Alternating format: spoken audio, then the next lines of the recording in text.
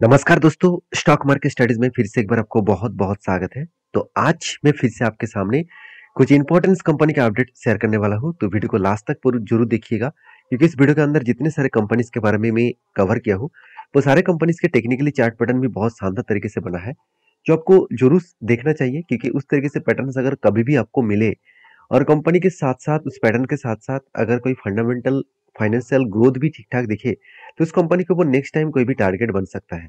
तो चलो फटाफट देख लेते हैं कौन सा कंपनी है इस वीडियो के अंदर। फर्स्ट जो कंपनी है उसका नाम है टाटा पावर।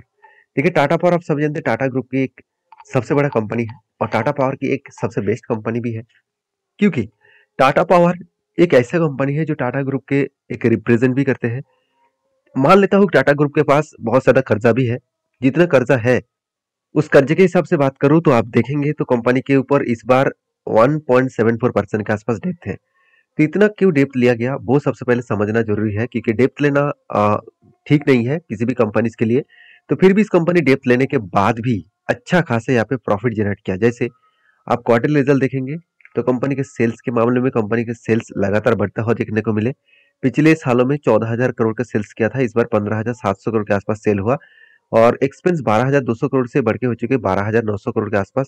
तो इसका मतलब सेल्स से कंपनी का एक्सपेंस भी कंट्रोल हुआ, उसी बेसिस में कंपनी का प्रॉफिट मार्जिन भी, नेट प्रॉफिट कंपनी का 935 करोड़ से 1,000 करोड़ तक कंपनी पहुंच चुके हैं।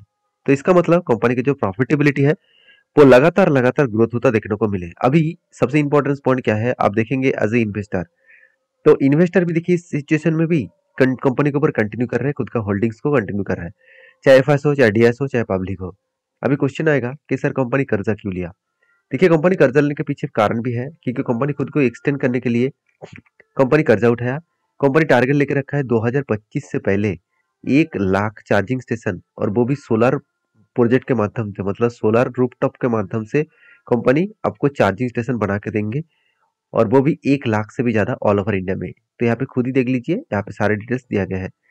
तो इसका मतलब क्या है, इस तरीके से एक्सपेंड करने के लिए पैसे की तो जरूरत होगा, क्योंकि कंपनी के ऊपर ध्यान दीजिएगा। कंपनी के एक्चुअली प्रोजेक्ट कितना मिला, कंपनी का प्रोजेक्ट मिला, ट्रेड मिला कितना, 7,300 करोड़। चलो ठीक है, कंपनी को ट्रेड्स पेबल मतलब कितना पैसा देना बाकी है अभी।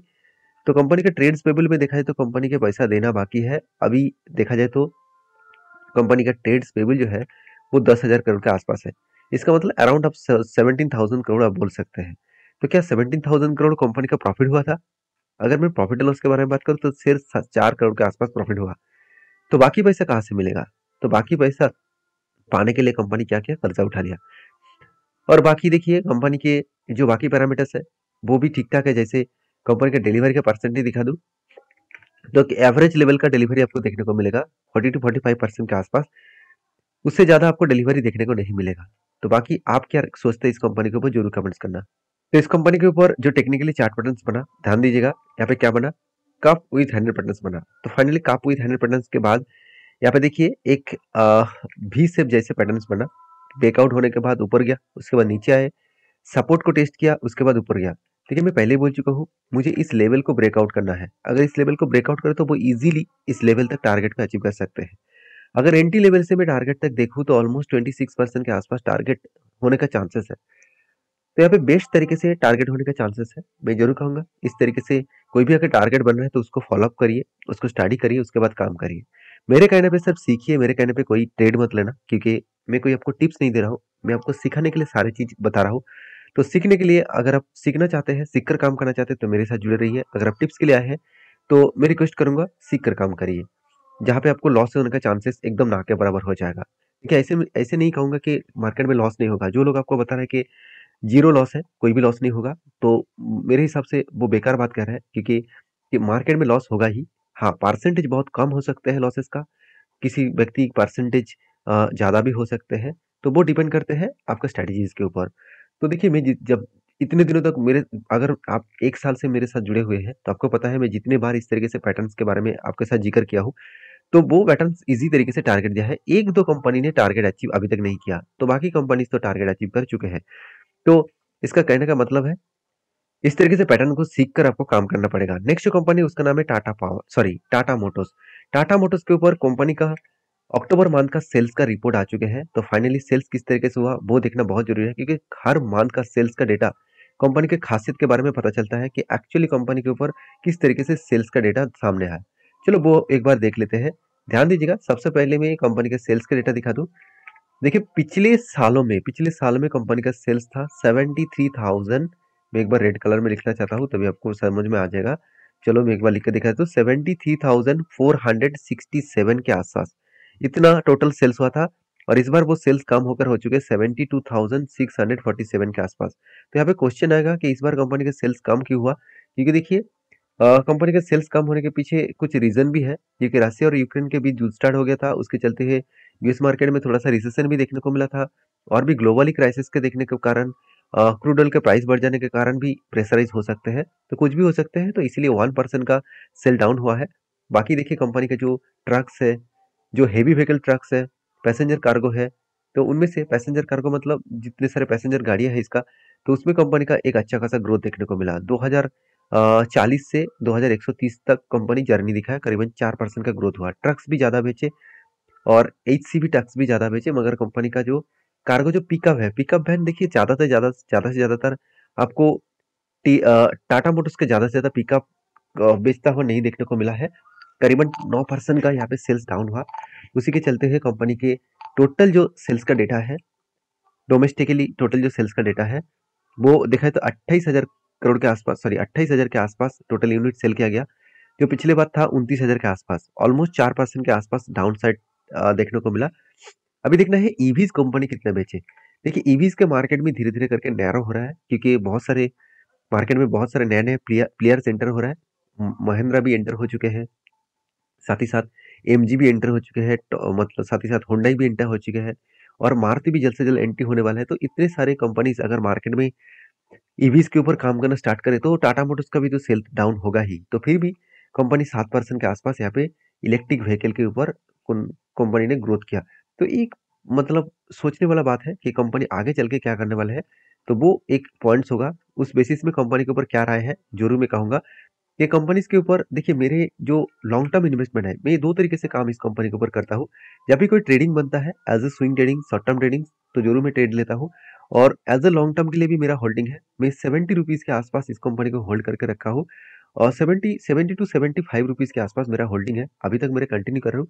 तो ऑलमोस्ट देखा जाए तो मेरा फंड 10 गुना हो गया, 10 गुना हो गया। फिर भी मैं इस कंपनी को बेचने के लिए तैयार नहीं हूँ, क्योंकि एज ए लॉन्ग जर्नी के लिए वो कंपनी के ऊपर होल्डिंग में करके रखा हूँ। तो 10 टाइम्स रिटर्न मिल चुके हैं, फिर भी मैं इस कंपनी के ऊपर कंटिन्यू करूंगा। तो आपके कौन सा लेवल पे होल्डिंग है जरूर कमेंट्स करके बताना। और एज ए इन्वेस्टर इस कंपनी के ऊपर देखिए लगातार बाइंग करते जा रहा है, क्योंकि इंस्टीट्यूशन में जान चुके हैं कि इस कंपनी के ऊपर अपकमिंग टाइम्स में एक अच्छा खासा ग्रोथ होने का चांसेस देखने को मिल सकता है। बाकी आप इस कंपनी के चार्ट पैटर्न दिखा दूं, तो देखिए दो तरीके से पैटर्न क्रिएट हुआ था। पहले अगर मैं यहाँ पे आपको टाटा मोटर्स का चार्ट दिखा दूं, देखिए यहाँ पे कुछ शोल्डर कम हेड बना था, उसके बाद शोल्डर भी बना, और मैंने इस लेवल में एंट्री लिया था, और अच्छा खासा यहाँ पे टारगेट अचीव किया अराउंड 31% के आसपास। और टारगेट होने में कितना टाइम लगा, कितना दिन लगा, वो भी देख लीजिए। एंट्री लेवल से अगर टारगेट लेवल तक देखूँ, तो ऑलमोस्ट यहाँ पे देख सकते हैं 31% का टारगेट मिला 179 डेज में।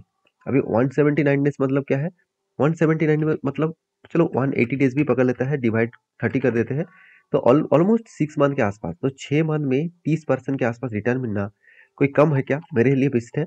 आपके लिए क्या है जरूर कमेंट्स करना। और आप नेक्स्ट जो एंट्री लेवल इसका बना है, जो नेक्स्ट एंट्री लेवल मैंने आपको ये भी बताया था कि फर्स्ट टारगेट होने के बाद एक बड़ा सा एंट्री लेवल है, एक big cup with handle patterns बना है। और मुझे लगता है ये जो एंट्री लेवल से बहुत टाइम लग सकता है, क्योंकि इसका जो टारगेट में लेकर चला हूँ करीबन 1140 के आसपास। अगर इस एंट्री लेवल से टारगेट तक अचीव हो, और चाहे 2 साल भी हो, तो कोई फर्क नहीं पड़ेगा, क्योंकि ऑलमोस्ट 90% के आसपास टारगेट बनेगा। 2 साल में 90% का मतलब सोचिए अराउंड 45% के आसपास ईयर बाय ईयर आपको रिटर्न मिल सकता है। देखिए अभी होगा कि नहीं होगा वो तो अलग बात है। मैं बड़ा टारगेट लेकर चल रहा हूँ, और आपका क्या राय है इस कंपनी के ऊपर जरूर कमेंट्स करना। नेक्स्ट जो कंपनी है उसका नाम है फाइन ऑर्गेनिक्स लिमिटेड। तो फाइन ऑर्गेनिक्स इंडस्ट्रीज लिमिटेड जो एक केमिकल सेक्टर से बिलोंग करते हैं, और कंपनी सप्लाई से लेकर प्रोसेसिंग से लेकर मैन्युफैक्चरिंग से लेकर डिस्ट्रीब्यूटर से लेकर डीलर तक, एक्सपोर्ट तक सब कुछ कंपनी अकेले करते हैं। तो फाइन ऑर्गेनिक मेरे हिसाब से बेस्ट कंपनी है। आज केमिकल सेक्टर में हालत खराब है, जिसके चलते हुए फाइन ऑर्गेनिक के ऊपर कुछ प्रेशराइज देखने को मिला। अगर केमिकल कंपनी फिर से खड़ा हो पाए, तो इस कंपनी के ऊपर फिर से एक धमाका देखने को मिलेगा, क्योंकि इस कंपनी का परफॉर्मेंस देखिए, कंपनी अंडर वैल्यूड है, पी रेशियो एक शानदार लेवल पे है। आरओसी आरओई बेस्ड है, कंपनी का इनकम भी है, हाथ में कैश कैश भी है, कंपनी का डेब्ट भी जीरो है, प्रोमोटर के पास होल्डिंग्स भी है। तो इतना पॉइंट जब पॉजिटिव में होगा तो कंपनी में तो खासियत बनेगा। साथ ही साथ और कुछ पॉइंट पॉजिटिव पॉइंट देख लीजिए। जो पॉइंट्स मुझे बेस्ट लगा वो है पैग रेशियो। पैग रेशियो हमेशा कहा जाता है 1% के नीचे होना चाहिए और क्विक रेशियो हमेशा 2% के ऊपर होना चाहिए। तो दोनों ही देखिए बेस्ट लेवल में है। उसके साथ साथ ईबिटा मार्जिन भी ठीक है, इंटरेस्ट कवरेज मार्जिन भी बहुत तगड़ा है, बहुत तगड़ा। रिटर्न ऑफ एसेट भी शानदार है, आरओसी आरओई दोनों ही एवरेजली 3 साल में भी बेस्ट देखने को मिला। अभी क्वार्टरली रिजल्ट के बारे में बात करूं तो कंपनी का सेल्स लगातार बढ़ता हुआ देखने को मिला था। अभी कंपनी के इकोनॉमिक क्राइसिस के कारण और ग्लोबली मार्केट में इसका सेल्स का डिमांड कम होने के कारण कंपनी के जो सेल्स का डेटा है वो 50% के आसपास यहाँ पे सेल्स कम हो चुके हैं। उसी बेसिस में प्रॉफिट मार्जिन भी 50% कम हुआ है। तो इसमें कुछ चिंता करने की जरूरत नहीं, क्योंकि कंपनी के ऊपर खुद के अंदर कुछ गड़बड़ नहीं है। मैं आपको हमेशा बोलता हूँ कि दो तरीके से प्रॉब्लम होता है, एक इंटरनल प्रॉब्लम, दूसरा एक्सटर्नल प्रॉब्लम। अभी इंटरनल प्रॉब्लम क्या है, कंपनी के अंदर में अगर कुछ गड़बड़ी हो तो उसको कहा जाता है इंटरनल प्रॉब्लम। अगर पूरे के पूरे सेक्टर में प्रॉब्लम हो तो उसको कहा जाता है एक्सटर्नल प्रॉब्लम। देखिए एक्सटर्नल प्रॉब्लम है तो वो आज नहीं तो कल सॉल्व हो जाएगा और कंपनी फिर से भागना स्टार्ट करेंगी। और इंटरनल अगर प्रॉब्लम हो तो वहां पे आपको संभल कर काम करना चाहिए। बाकी देखिए आप समझदार है, समझदारी से जरूर काम लेंगे। तो मैं इस कंपनी के ऊपर बुलिश हूँ, क्योंकि इंस्टीट्यूशन शायद कुछ टेक बेचे, उल्टा डीएस ने होल्डिंग को ऐड किया। एफआई माल बेच रहा है तो डीएस ऐड कर रहा है और पब्लिक के पास भी छोटे मोटे होल्डिंग्स होल्डिंग्स है। और बाकी देखिए प्रोमोटर ने एक भी शेयर नहीं बेचा, क्योंकि प्रोमोटर जानते हैं इस कंपनी में कितना बड़ा दम लेकर आगे बढ़ेंगे। तो रही बात इस कंपनी के लास्ट कुछ फ्यू डेज का डेटा दिखा दूं तो कंपनी के ऊपर हाई लेवल का यहाँ पे वॉल्यूम देखने को मिला। 70% तक 78% तक वॉल्यूम देखने को मिला, सॉरी डिलीवरी वॉल्यूम देखने को मिला। तो एक कंपनी के लिए बेस्ट है, क्योंकि जितना हाई डिलीवरी देखने को मिलेगा उतना ही आगे बढ़ने का चांसेस है। अब इसका चार्ट पैटर्न के बारे में बात करूं तो वॉल्यूम क्यों क्यों हुआ, इसके पीछे कारण भी समझिए। देखिए कंपनी का एक पैटर्न बना, शोल्डर कम हेड कम शोल्डर बना। उसको ब्रेकआउट करना चाहिए था मगर ब्रेकआउट नहीं किया, शार्प करेक्शन हुआ। और देखिए वही लेवल में आ चुके हैं जो कंपनी के लिए प्रीवियस एक स्ट्रॉन्ग सपोर्ट है। सिर्फ यही लेवल का सपोर्ट नहीं है, प्रीवियस भी सपोर्ट है, यहाँ पे भी देखिए सपोर्ट है। जिस सपोर्ट को ब्रेक किया, उसके मतलब रेजिस्टेंस को ब्रेक किया, वही सपोर्ट बनाया और एक बड़ा धूम मतलब धमाका दिखाया। तो इसी कारण की वजह से ए लेवल कंपनी के लिए स्ट्रॉन्ग एक सपोर्ट बन रहा है। तो उसी लेवल के आसपास आने के बाद फिर से कंपनी क्या कर रहा है, रीबैक करने का कोशिश कर रहा है। तो बाकी आप इस कंपनी के ऊपर क्या डिसीजन ले रहा है मुझे जरूर कमेंट्स करना। मैं तो बुलिश हूँ और आपके क्या राय है जरूर कमेंट्स करना। नेक्स्ट जो कंपनी है उसका नाम है, आप देखेंगे तो राष्ट्रीय केमिकल एंड फर्टिलाइजर लिमिटेड। राष्ट्रीय केमिकल एंड फर्टिलाइजर लिमिटेड जो है वो कंपनी एक डिविडेंड अनाउंसमेंट किया है। 3.70 रुपीज करके आपको डिविडेंड अनाउंसमेंट करने वाला है और वो भी 13 तारीख को। तो अगर आप डिविडेंड पाना चाहते हैं तो डिविडेंड के शौकीन है तो इस कंपनी के ऊपर स्टडी करिए, उसके बाद काम करिए। वीडियो में अगर जानकारी अच्छा लगे तो प्लीज लाइक करना। मिलते हैं नेक्स्ट वीडियो में।